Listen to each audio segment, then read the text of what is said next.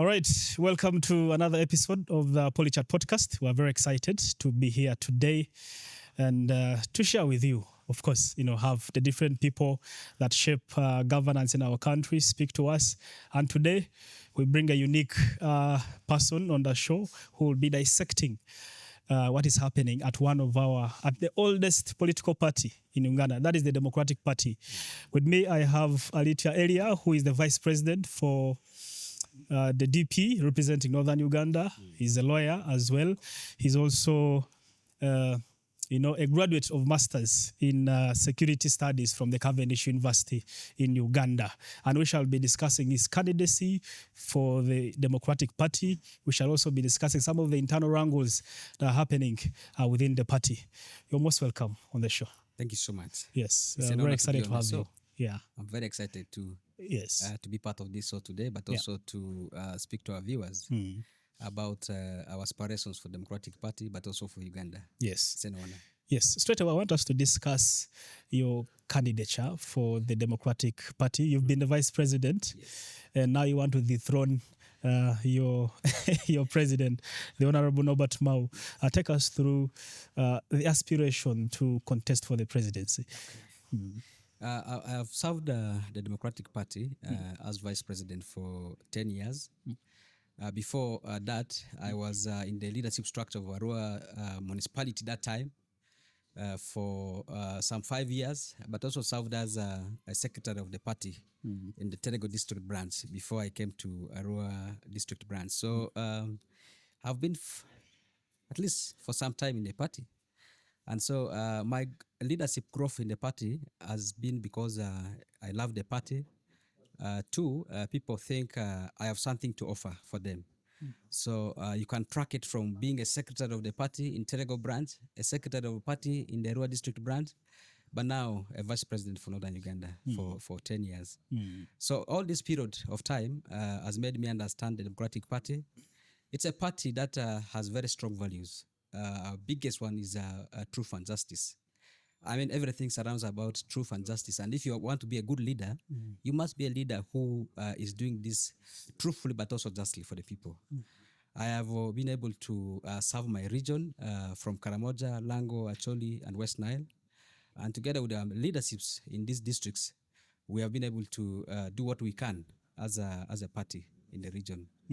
My fundamental objective was reviving the party membership in the region, putting offices in the region, training candidates, but also ensuring that all our resources here are put towards addressing the social, political, and economic challenges of our people in Northern Uganda.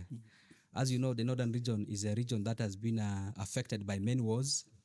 We have had from West Nile here, the West Nile Bank Front. We have had the UNRF 1 and 2.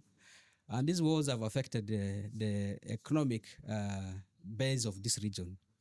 And so our people are poor, they have lost their livelihood, they have health challenges, our children have access to education, and difficulties that you can't imagine. If you go to Acholi sub-region and Lango, these were regions that were critically affected by the Lord's Resistance Army, but also by the armed rebellion of Alice Lakwena, that made livelihood in Northern Uganda be largely affected. And so the Choli people, the Lango people were packed in internal displaced people's camps for over 20 years. They lost livelihood, they lost their property, they lost lives. And I mean, it's taken a toll over the lives of people in the north. In Ilango, in Karamoja, we are seeing issues of cattle raiding taking place every time. The economic power base of the Karamojong is in their cattle. And so if the cattle is being raided by the Turkanas in Kenya, but also by some of our men who are not, of course, the right ones in the forces raiding cattle as they have been there on missions of protecting security. And so Northern Uganda as a region has faced all these political and socio-economic problems. And so as a leader of the party in this region, my biggest goal was to be a voice of the people in the region, but also make sure that our agenda for each of these sub-regions here is translated into budget outcomes through the parliament, but also by cabinet of Uganda. unfortunately, we did not achieve a lot in all these spheres because of political issues, challenges, but also because of the will of government to marginalize the region. And I want to say where we have reached right now, I believe that the government of NRM doesn't have a good will for people in the north. And not only north, but we see that they do not have a good will of the people across Uganda. And this is because of difficulties that we see people go through. Our country now is at a level where you survive by yourself. If you do not, it means you will not be rescued by your government.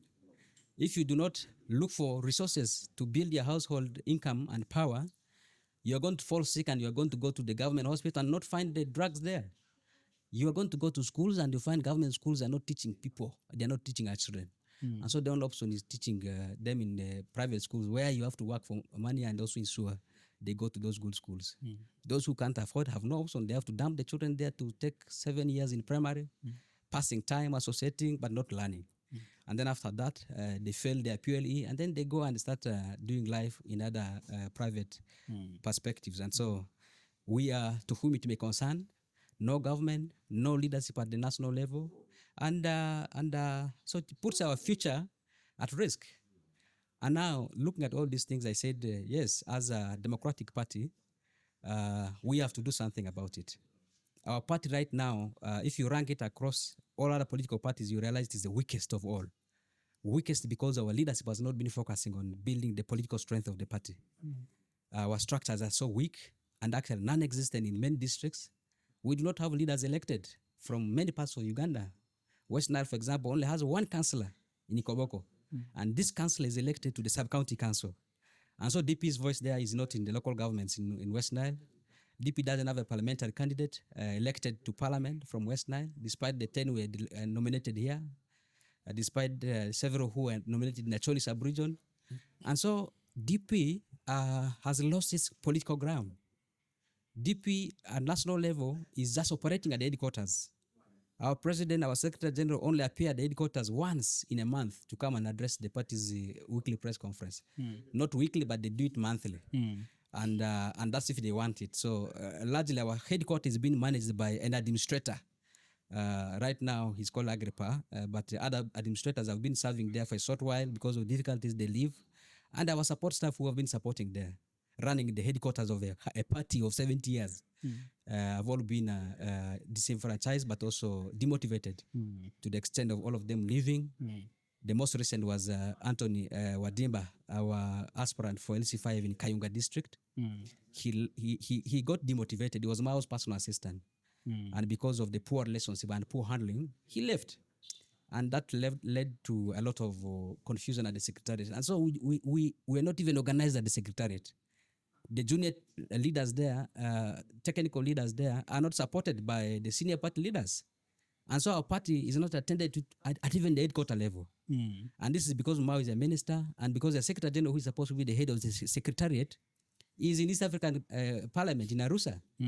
And they're all casting out from our party efforts. They're casting from government, they're casting from NRM, from the State House. And what do they lose? And so they're here asking for leadership because they want to continue casting in from Uganda's taxpayers' money, from Ep.7, and they have done an agreement called the Cooperation Agreement, which is just being used as a mail card. And so Nobert Mao is having a coupon through the Ministry of Justice and Constitutional Affairs. Dr. Siranda has a mail coupon through the East African Parliament. And so they have meals and they're all healthy, driving very fancy cars, and yet the party doesn't have structures. I want us to get annoyed because of this. I want us to discuss the cooperation agreement in details. Yes. But before we do that, yes. I wanted us to focus on your candidature for the presidency of the party. Yes. You've mentioned a lot of issues to do with the disorganization of the structures within the party. Yes. And I'm under the impression that this is part of your manifesto going into these elections that will be happening very soon, actually this month. But take us through the manifesto and some of the key issues you feel will address the internal challenges that the Democratic Party is facing right now, and give it the kind of image that it has carried as a political party that actually kickstarted partyism in our country? Yes. I want to say it's the same that we are going to present problems to you see the number of issues that I'm putting in my manifesto, issues somebody will put at the beginning of a political party's life. So it looks like I'm going to restart DP. And yet DP has been here for 70 years. Yes. I want to apologize to Dr. Paul Kawanga Semgrere. He's a very good man who served the party. Honorable Sebana Kizito, Ben Kiwanuka, Joseph and people like Gaspar Oda, Boniface Bianima, Kasolo. I mean, these are our leaders who wish well for this party. They are the ones who build the foundation of this party. On truth and justice, where we have reached today, there's no truth and justice in the party. We do not have cohesion in the party. We are disunited. Our party, a beautiful party like Democratic Party, has been organized in factions. People are in cliques, and these cliques are all not doing serious business for the party. And so we are detached from our goal of a political party, which was supposed to be a party for the common man in this country. A party that will be building support among the grassroots, the farmers, the teachers, the women, the young people, the elderly, and making sure we are their voice. We're the ones protecting their rights, fighting for them in the political space, building the economic base. Now we drifted from all these things. And so today we find ourselves at a point where we have to go backwards to do what should have been done by leaderships that have been here. And most importantly, the last 15 years where our leader Nobert Mao has been in power is when everybody expected this party will have taken a different turn and direction to a position of strength. But alas, what has happened is we have gone retrogressively. Now we do not have a substantive membership that we can call that are members of the party. Our party doesn't know how many members are there. We do not have a database of membership. We do not know how many candidates are there. We do not know how many elected leaders are there. We do not know anything about ourselves. And this is because there's been no serious leadership in the party. And so I come to this arrangement to give DP a new direction. After 70 years, things have to go differently. And the 70 years here, where we have been in opposition, the party has had challenges which need to be addressed using another approach, not what has been in place right now. And so I think it's right time for DP to have a turning point, and this turning point will be towards a new direction. We do not have to be repeating ourselves on the mistakes that we have made. We now have to focus forward towards pursuing a goal of becoming a party of truth and justice, but also decentralizing our actions to the citizenry of this country, in the villages, in the parishes, sub-counties. And once we get there, you'll be sure that DP is going to be active again, strong again at the grassroots, and will be addressing issues of the common person, the ordinary Ugandan, and these issues will be addressed in the councils, will be addressed in the district local governments, will be addressed now through the parliament. And that's what I come to do here as a leader of the party and as an aspirant of the president. I look at building a DP that is valid, that is vocal, that is visible. DP has been the biggest force here. In 1980, Dr. Paul Kawanga Semgrere won elections, and because the party was still at the grassroots. In West Nile here, northern Uganda, Dr. Paul Kawanga Semgrere got over 90% of the votes. In the eastern region, the same. He actually got low votes in central Uganda because of challenges there, political challenges between the kingdom and the party, and also the historical relations that we have had with the kingdom of Uganda. Then in Western Uganda, he got votes, but he was cheated in the elections. And so we think the party has to go back to the grassroots, be valid there, be vocal there, be visible there. But all this while addressing the issues of the common person. Two, we look at building our leadership capacity in the party. I told you at the secretariat, the highest person there is the admin. No president, no vice president, no chairman, no secretary general, no deputy secretary general. So our admins have been there. Now I want to be a full-time president of the party. Sit at the party secretariat, give direction, supervise people, guide people, listen to people, let organs function. Because a political party is about organs, about people doing party business. I want National Executive Committee to work full-time. 40 hours in a week. Commitment to the party, commitment to the structures, commitment to the district branches and constituencies. Then I want the party to be having office spaces. The critical points are the districts and the constituencies, because these are focal points where the party will have touched base with the Ugandans, but also be among the population, and then decentralize the structures from the district downwards to the villages.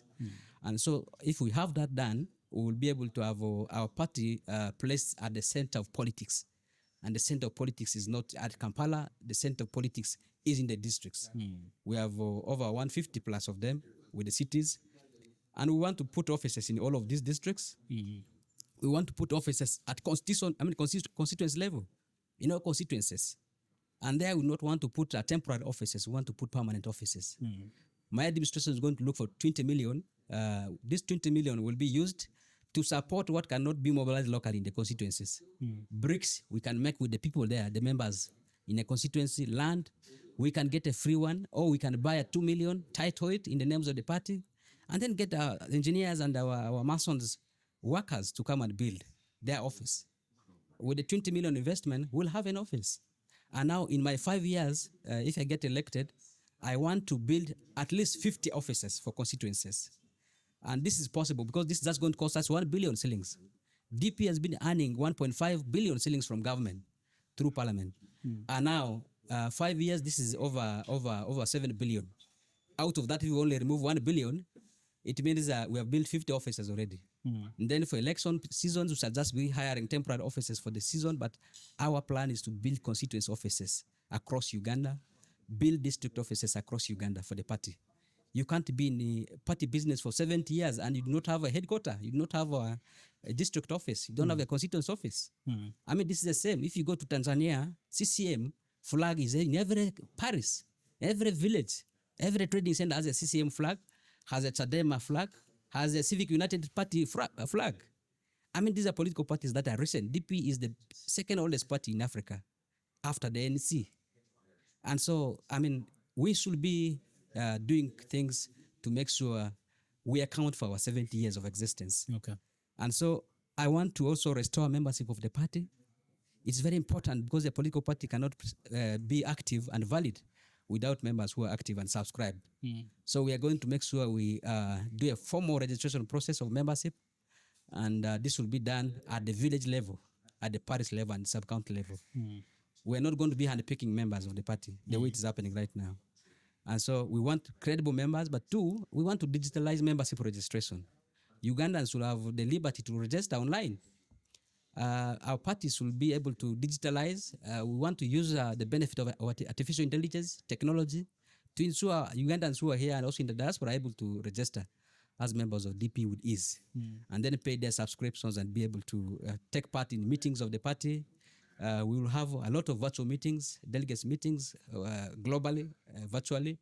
We'll have meetings of organs, and we'll have conferences, conventions of our leagues, the Women League, the Youth League, the Elders League, the Workers League. You know, all this will be taking shape and decentralized at the district and constituency level, because that's where the political base of the party is.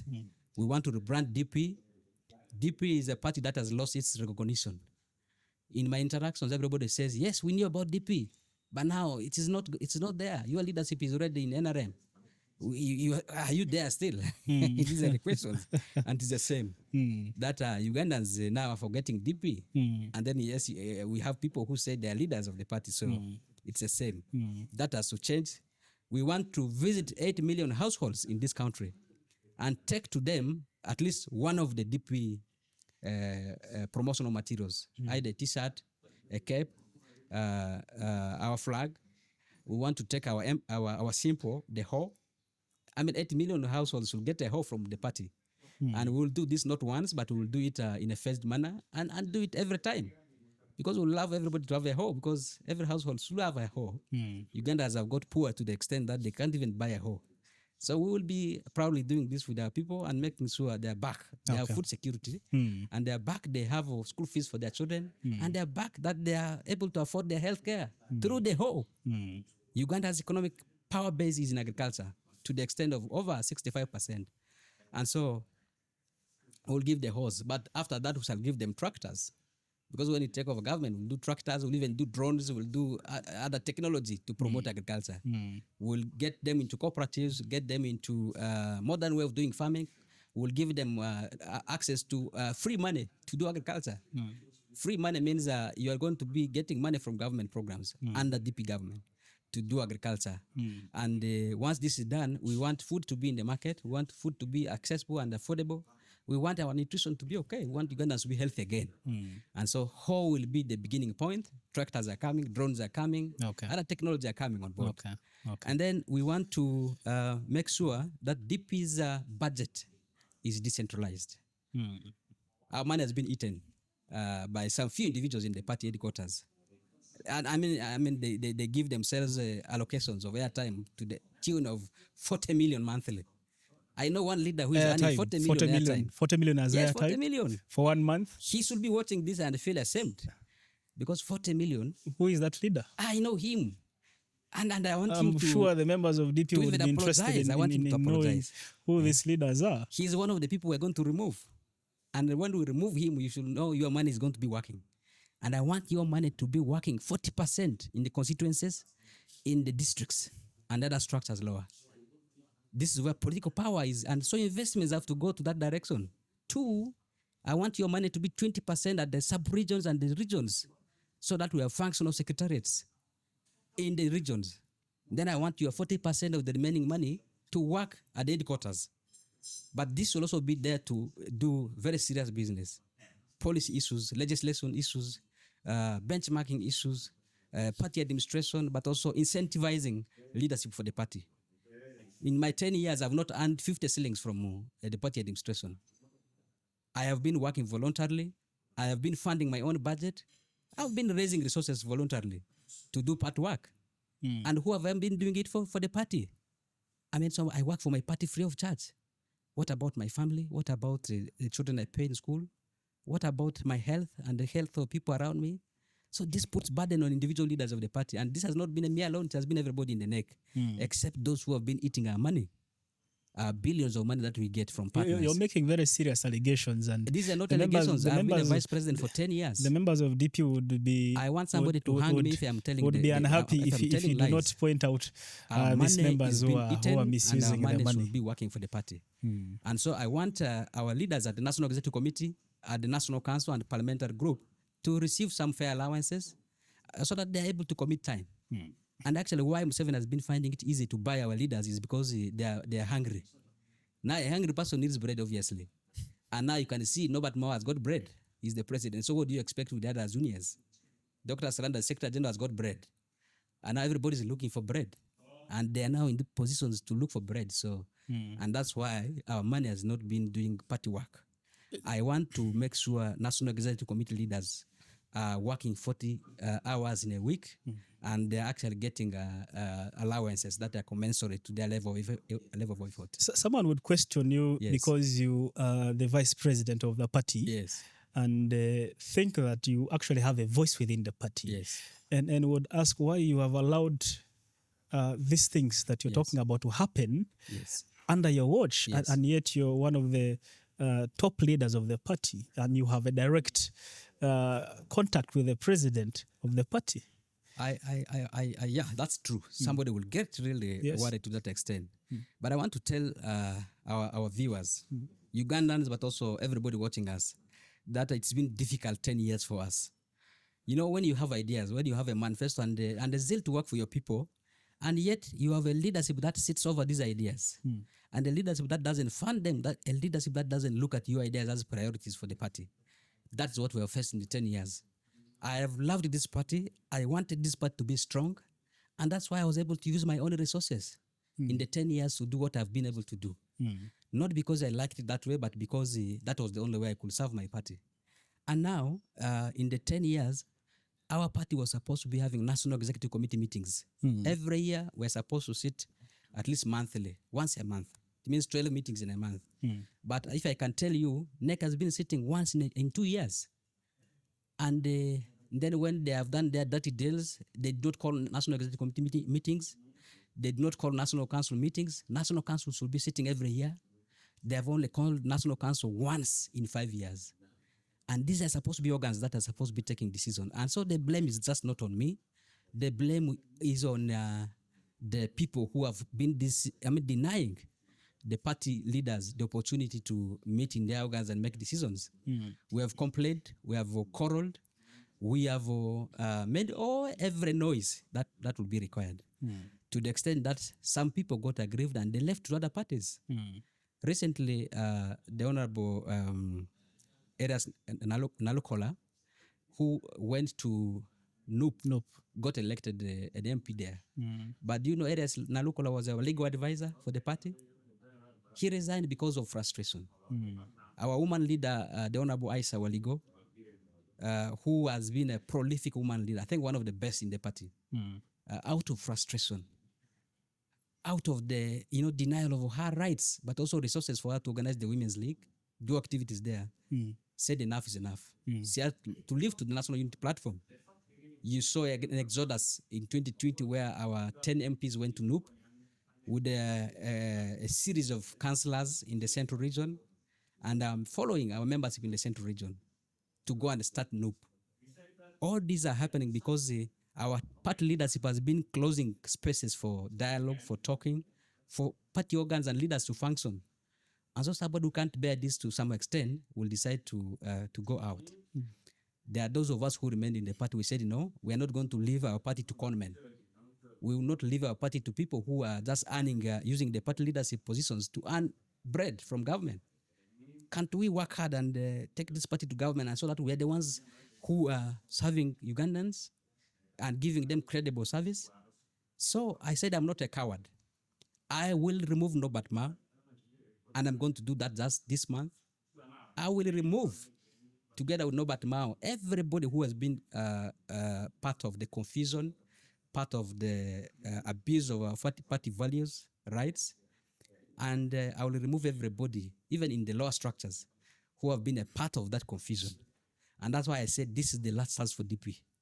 If I fail to do this because of a rigged process, it means DP is just going to be gone. We are the last voices remaining in the party. And this campaign I'm doing is my final effort. And that's why I want to run for President General, the most powerful position in the party. If I don't get it, and if you are viewing me this time, you know our party is gone. If you're a delegate, you know our party is gone.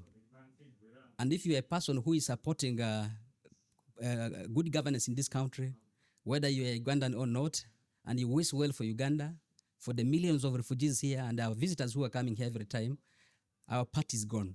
And that is democracy gone for the country. DP is the grand power of political democracy in this country. And so if there's a threat in DP and can't be addressed, then the country is gone. We are supposed to be the best alternative to NRM. They are doing dirty things, and so you do not expect a dirty alternative. The alternative should be the best, so that it gives hope for people, so that it rebuilds Uganda. And that's why I think this election is the last election for DP, and it matters a lot to anybody who should be wishing well for Uganda. I am the candidate who will do this. And I think there are good candidates who are running alongside me. The Honorable Dr. Lulme Baiga is a good man. The Honorable Engineer Sebamala Richard is a good man. And I still consider Julius Dumba as one of the candidates for this presidential race. Dumba should have been a presidential candidate with us, but because they put the money, 10 million, you know, Dumba is a young man. Yes, Dumba can't obviously afford 10 million, but Dumba's ideas are very good. And then the Nobert Mao, who we all want to remove, he should get off.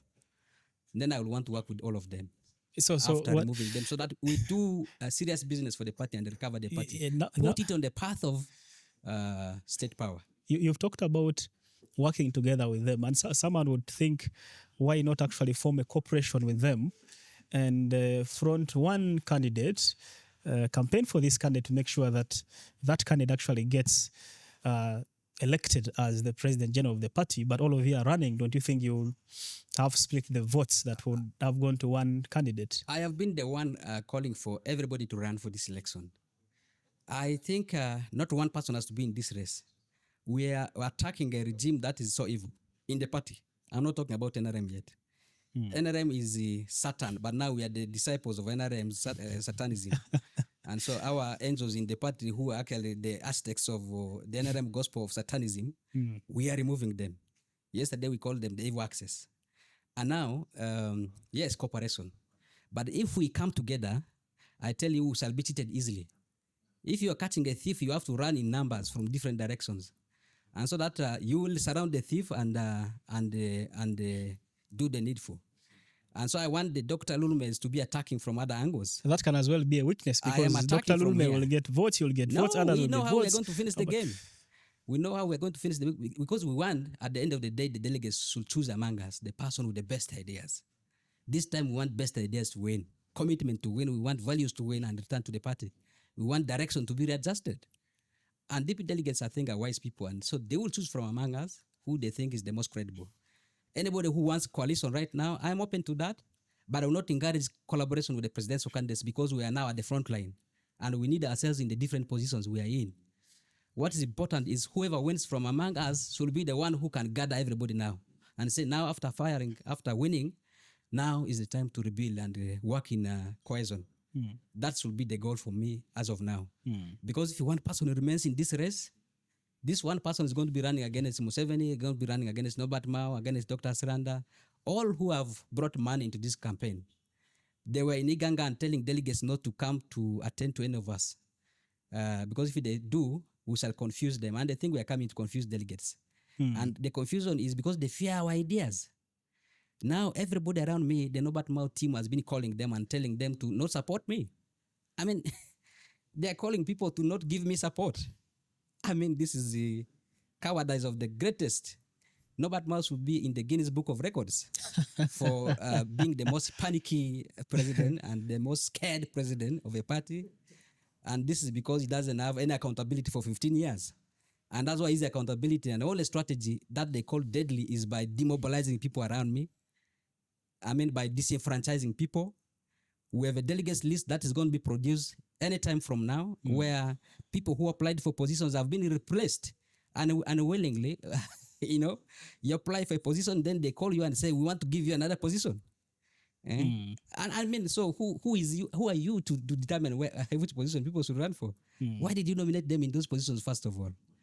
We have an electoral commission that is so dirty. And they are the ones, doing all this dirty politics, and they say they are in the Democratic Party. But this will be the same people who will be overseeing the elections. Yeah, we know the party. You see, if you know a thief, it is easier to catch a thief. We know him.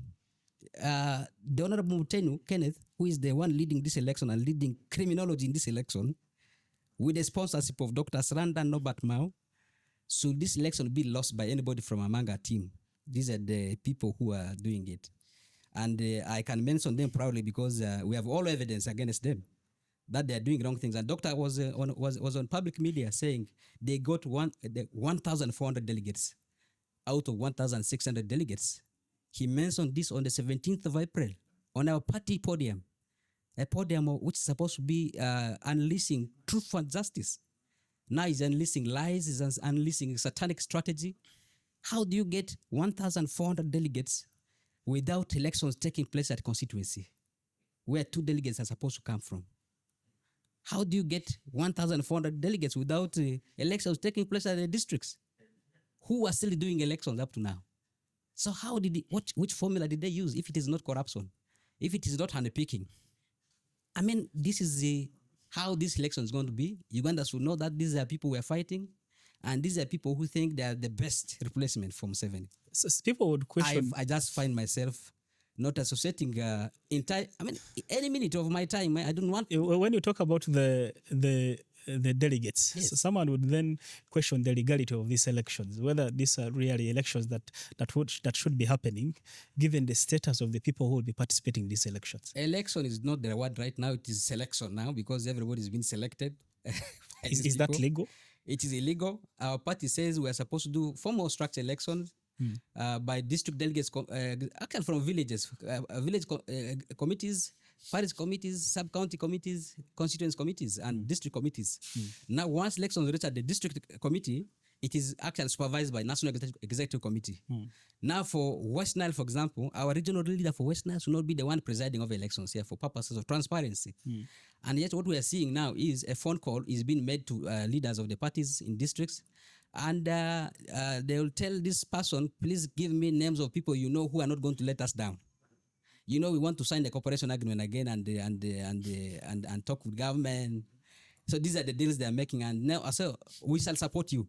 We shall support your delegates, and just be strong, and we are going to facilitate every process. These are the calls our leaders are making to parties, party leaders at the districts. And so this is already a process that we think is rigged, and that's why we want to let Ugandans know that this process is rigged. And the people rigging them are our Minister of Justice and Constitutional Affairs. Now, if this is your minister for the whole country and is rigging elections in DP, you should know that this country is far beyond. We are living in the pre-colonial period. We are in the Stone Age period. We should be getting back to stonesmithing and blacksmith and other businesses. So because that's where they have taken us with justice system. A justice minister doing injustice in the party, a constitutional minister running away from following constitutional provisions of the party. I mean, what type of justice minister is this? This is a minister of injustice and unconstitutional affairs. And I will not apologize, Mr. Nobert Mao. You are doing something bad. We have called you and said we need to have a National Council meeting for National Council to appoint the credible Electoral Commission, assign them terms of reference. We said we need to have a National Council meeting to approve fees that are supposed to be paid by candidates. You have denied this. We said we do not have a tribunal because right now if anybody is aggrieved, you are the one they are petitioning. Your Secretary General is the one they are petitioning. And now you guys are also competitors in this race. So how do you deliver justice? And you are the Minister of Justice and Constitutional Affairs. You've mentioned the 10 million and the lack of approval by the NEC to ensure that the 10 million becomes a legal fee that every presidential candidate is supposed to pay. I remember Julius Dumba writing a letter to the Secretary General about highlighting also the fee. You did the same thing. Wrote a Secretary General highlighting the same challenge of hiking the fee without approval of the top organ of the party. But you've gone ahead to pay this money, the 10 million, which many people think, or you labeled as an illegal thing. But why did you pay the money knowing that it's illegal? Shouldn't you have petitioned this probably with the cost to make sure that it is not even passed? I did not believe in the 10 million I paid there. I had no option. And do you know that I was actually the one encouraging people to run for elections because we are already reaching a consensus where we are saying, let nobody pay this money up to the last day. And we did this because we wanted to struggle for reforms. Now, you remember I wrote a letter after Dr. Siranda's statements on the 17th of April. My letter stayed 5 working days without a response. And yet my response time I requested was two days. So after 2 days, it was clear that my series of questions I asked the Secretary General to clarify, arising from his public statement on the media on the 17th of April, were not responded to. So after 5 days, did you get a response? I didn't get a response. To date, I have not got a response. Did Julius get a response? Has not got a response. There have been petitions and communiques from different parts of Uganda. Western Uganda gave a communique and no response has been given. There are several petitions that have been given there, no response. And usually our party leadership doesn't want people to compete with them. And so what they do is they make sure they create very dubious processes. And now the result of this is people fear to participate in this kind of election. And so once you do not nominate, they have a clean run, unopposed everywhere. And so we have been part of this leadership for 10 years, and I know them. I know these are people who don't want competition, and these are people who actually set this type of difficult conditions because they believe it will weaken people's faith, and so they will not participate in the elections. So I mobilize everybody to pay this money. I personally paid 10 million, and candidates who are working with me paid that the money is for their various positions, not because we believe in the process, but because we think we should use this exercise to let the dirt in the politics of DP be exposed. And that's what we are doing. And now we still believe that delegates are going to make a decision because they're the last and the most powerful organ of the party. We have struggled to adjust the fees through petitions. It has failed. We said we do not have an electoral commission. It has failed. We said we don't have a tribunal to complain to. It has failed. We said we need a meeting of the National Council. It has failed. We said we need a meeting of the National Executive Committee. It has failed. Yet these processes and roadmaps that we not approve as NEC are running. And so the only option is deploying ourselves as we are fighting for justice. And so the biggest way of fighting for justice is, in my view, removing these people from office. And so that's why it's very important for all of us to take this election serious. We have to make sure that we actually participate in this election campaign and also make sure delegates know that this is the last election DP will ever have.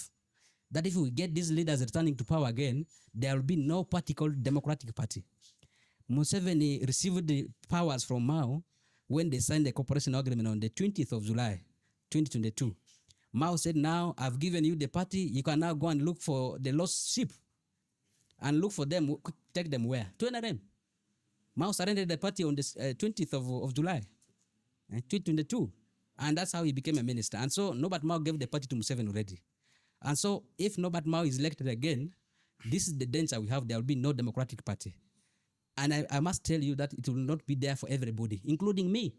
And that's why I find it very difficult for a party that has been here for 70 years, a party that got into existence before Nobert Mao was born. Nobert Mao is 57 years old this year.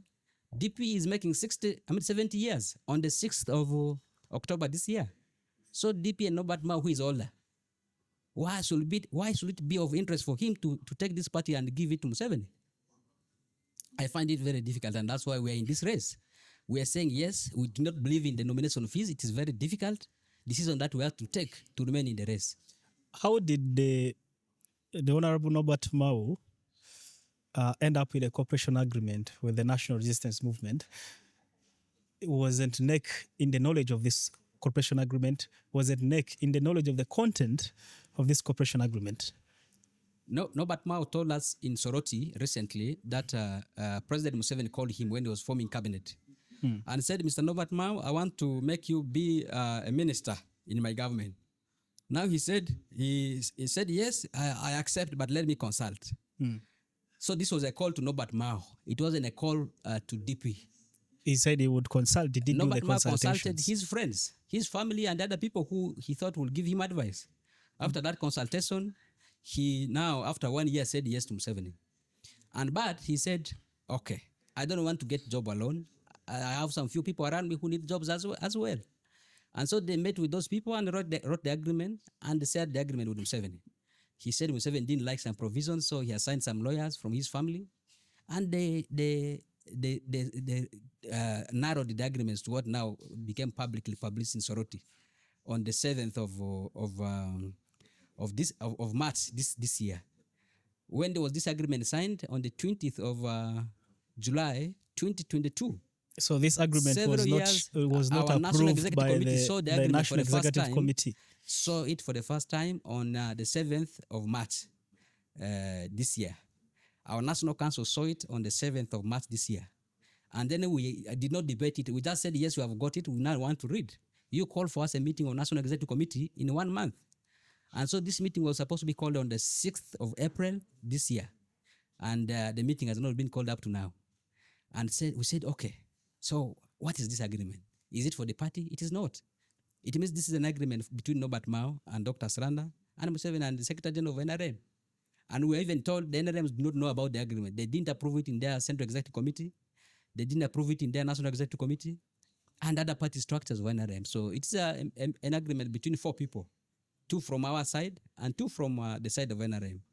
And the rest of the party that they signed it for don't know about it. So this is really an agreement that's not for DP, and we do not know about it. We have not approved it. We think DP's name should not be put in this type of arrangement. It is an individual arrangement, and I think just an employment contract, in the words of Nobert Mao. And that's why it's not been implemented, because he talked about 4 principles: peaceful presidential transition. And now Museveni said he did not remember talking about this type of arrangement with Nobert Mao. He talked about constitutionalism and electoral reforms. Nobert Mao has no reforms in parliament up to now. he talked about national dialogue. Uganda is not talking. Uganda is quarreling. Uganda is being there's theft left, right, and center. People are struggling with life. Young people are killed in Middle East. I mean, everybody is struggling. So the country is not in a dialogue. Our political transition is bleak as it has always been, and even getting to a situation of uncertainty. Nobert Mao talked about reconciliation. And this reconciliation, no committee has been formed. No debates are taking place. There was a presentation of a cabinet bill in parliament about reconciliation and truth, something. I don't know how far it has gone. Ugandans don't know about it. Nobody is going to the district to talk about it.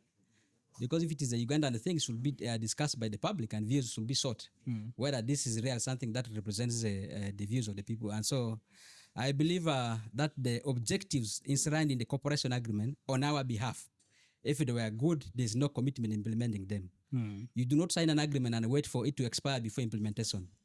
This is the term-bound agreement that's supposed to be ending on the May of next year. And now we are left with a few months.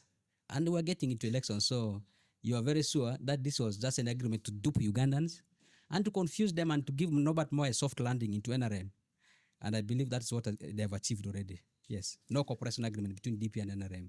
What is your biggest fear going into the DP internal elections at the end of this month? What is your biggest fear that in case the Honorable Nobert Mao retains the seat of presidency, what is your biggest fear? I know you've talked about the party being dying or being sent to the grave. But other than that, of course, the party may likely keep around, but we don't know what the state will be like. But I wanted you to describe for us the state of what the party will look like if the Honorable Nobert Mao retains the presidency of DP. Nobert Mao is going to still go and write an agreement with NRM. He will be a minister. He will be coming to the party headquarters once in a month. He's going to be using the party resources to move around, to do his own personal businesses, including birthdays and family celebrations. He's going to have holidays. He's going to be having boat rides on Lake Victoria. And these are things that we have seen him do for the past time. Because the political party leaders will be working for the party at headquarters. Should be giving direction, should be implementing the party manifesto, selling it to Ugandans, should be doing resource mobilization, should be building party structures, should be doing everything. I talked about 20 points in my manifesto. And there are even more things that I want to do more than that. It means a serious political party leader should be doing these things. So Nobert Mao, I'm more tempted to say, doesn't have these ideas. And so we expect there will be no business as usual. And this is going to be now extended to 20 years because he has done no business for 15 years. And now there'll be 5 more years of no business in the party. And so, I mean, we will not have a party. I mean, we will not have a party. That's how what it means. I do not have to fear because I already know that there's danger. And this party has been in danger for the last 15 years. So I'm not fearing again. And that's why I'm here running for this position. Ordinarily, I will not be challenging Nobert Mao. I'm doing this because I do not believe in anything he's doing as a party leader. And so I'm not fearing. I'm telling people I am the one who wants to do it now for you. Because if I fear now, it means I should not be in this race. I'm here because I'm not fearing. I think I have ideas for this party. I have ideas for Uganda. Uganda needs a leader who is serious enough. A leader who has the ideas to put this country right. And I think I'm coming to offer that. I believe, despite all these challenges in the party, I'm still going to win the election because the DPs are tired of being in opposition for 70 years. Everybody wants to go to State House. Everybody wants a good Uganda. Everybody wants a Uganda that is a home for all of us here. A Uganda that is economically empowered and empowering its people. A Uganda that belongs to God. A Uganda where rules are the ones directing, this country's affairs. Not a Uganda that's managed by family rule, relatives, friends, and in-laws, who are the basis of appointment to positions of technical nature. I mean, I don't fear. After winning the DP presidency, I'm going to win the presidency of this country. I will do it very immediately and make sure this country is returned to the path of development. Once again, Uganda is going into the elections Yes. without electoral reforms. Yes. And I'm just wondering if really the national elections will be something that will yield results for you Yes. who would love to lead this country, given the political environment of Uganda. Yes. Do you see a way out for an opposition party president like you to take power in this country? Our constitution says when every other law fails, when everything else fails, Ugandans will return to Article 1 of the Constitution that says power belongs to the people and they will have to exercise it using their own will. Power belongs to people means if there are no electoral reforms, the people will decide and will mobilize the people to decide. And once they decide, you always know what people power means. Do you have enough time? Governments who have because been very indisciplined, bad-mannered, abusive, and irresponsible have been addressed through people power. Every Ugandan is saying enough is enough. Every Ugandan. So I have no doubt that people power will prevail. do you have And enough then the time? will of God will prevail. The elections in January, the People power the does not need party January. People power elections can are happen just anytime. happening at the end of this People month. power can Do happen you have enough time to because mobilize people people? power is about you going to the hospital and you're not finding drugs there. It's about you sleeping hungry. It's about young people who are lounging on the roads. It's about our women who are struggling every day, market to market, carrying loads of firewood, charcoal. I mean, that's people power. If you are annoyed enough, we will tell you what to do. Once we give the instructions, everything will be brought back to people power and they will determine what happens next to this country. And so electoral reforms, yes, we know there's no will of government to bring electoral reforms. We know there's no will of parliament because parliament recently received 100 million. Everybody got it, whether you're opposition or NRM. I don't want any opposition MP to tell me they didn't receive. We all know they received it. And this was to do dirty things during this electoral period, and which involves not approving reforms, constitutional reforms. We should not be talking about these things. These are supposed to be things the serious government will be doing, which are supposed to be part of the roadmap of the Electoral Commission. We should not be talking about electoral reforms when now we are close to nominations. Actually, the structured elections for special interest groups are already running. And so if there are reforms, and these were supposed to tackle special interest groups, youth, elderly, and so forth, it means they are already overtaken by events. So nobody should expect reforms. If we want reforms, Article 1 of the Constitution is the reform. People power should be the one determining. Should the youth really be part of the special interest groups? Because the youth make up the biggest number of our population. Obviously, they are not supposed to be the special interest. They are supposed to be the interest of this country. Youth are the current future. They are the future of this country. And they are the ones who are doing the most critical, the labor force of this country. And so our government has not been prioritizing them just because they hate the young people. So young people, it's about you. You will have to make sure that you vote them out.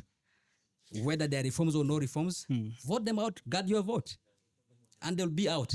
Because that's the only way they can get out. And if they are not there, if no elections happen, we'll tell you what we can do. Okay. Yes. So as we wrap this up, what would be your final word to the members of DP who will be participating in these elections, Yes, but also Ugandans at large? I want to tell Ugandans that this election is not about DP. All political parties in Uganda here have been compromised by President Museveni's family, by the NRM. And the compromise has been through money. Our leaders are all bought. I don't know of any opposition leader in Uganda who is not working for President Museveni, except those of us who are in the lower ranks. Every leader here in this country, I want them to take their Bibles and hold them and say, I'm not one of them. Their Bibles, because I know if they even do it, God will punish them when they arrive there up in heaven. But I know there's no single one who is not working for Museveni. And so if they're working for Museveni, it means they're not working for you, Ugandans. And so Museveni has put his money there. They call it dirty money in FDC. It is dirty money in UPC. It is dirty money in NUP. You see, NUP now is also in flames. The Mbuga, Bobby Wine, And then there are other factions also developing in NUP. You also think that is NRM at work? It is NRM at work. It is NRM at work. It's NRM at work. Museveni said himself that there will be no opposition. He even gave the timelines. And so what we see is fire in all opposition political parties. Yet these are supposed to be alternative vehicles for government to function. Opposition is not supposed to be a bad agent of government. Opposition is supposed to be the alternative government. It's supposed to be a watchdog. It's supposed to be the second eye of the government. To tell government, yes, there's a challenge here, please address it. To tell government, if you don't, we'll be the one doing it by removing you from office. So this keeps government in check. And so our opposition has been bribed and the leadership has been influenced. There are even opposition MPs in the parliament who have been sponsored by President Museveni's family. And so there's, no opposition leadership in this country. Ugandans are not progressing. Our country is declining because we do not have a political system that is valid. Okay. We have a system that is confused, that is bought, that is, criminal. And we have a system that is anti-people. And so whatever is happening in DP should be a concern for everybody. It should be a concern for every Ugandan. And I want people to be very, very concerned about this and put pressure on our delegates. They're coming from your constituencies and your districts. Tell them to make the rightful decision. They should not vote for somebody who is giving them money. They should vote for somebody who is bringing good ideas and good plans for the party. Okay.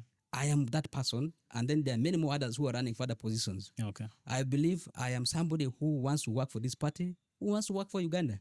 Okay. And if this election is cheated, because I'm told Nobert Mao's strategy is cheating it, I've also learned it, I've seen it, it's happening.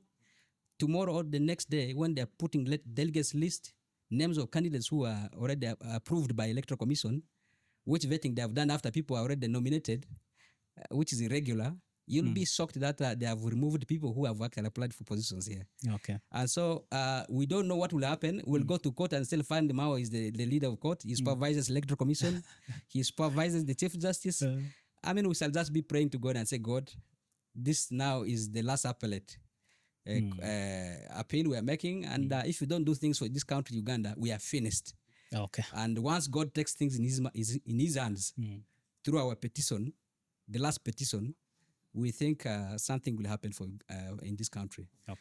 And I want to say I'll be going to Mbarara for the delegates conference, and I expect to come back alive. If I die, I don't know. Oh. We will see. We'll see what happens in Mbarara. All right. I'll come there, and delegates will come there. We'll campaign vigorously. We'll sell our ideas. We'll make sure delegates get the best. We will tell them not to vote because of money, to vote not because of orders coming from the Nobert Mao team, but they should vote because the party that they are voting for is a party of truth and justice. It's a party that has led for 70 years. It's a party that needs new direction and new leadership. Okay. So we say this is a turning point for Uganda. It's a turning point for Democratic Party. All right. And I want everybody to impress it that way. Okay. Thank you so much, Mr. Alitia Elia, for making time to come on the PoliChat podcast. We wish you the best ahead of the elections. For those of you who have been watching us, thank you so much for always watching PoliChat. Until next Wednesday, bye-bye.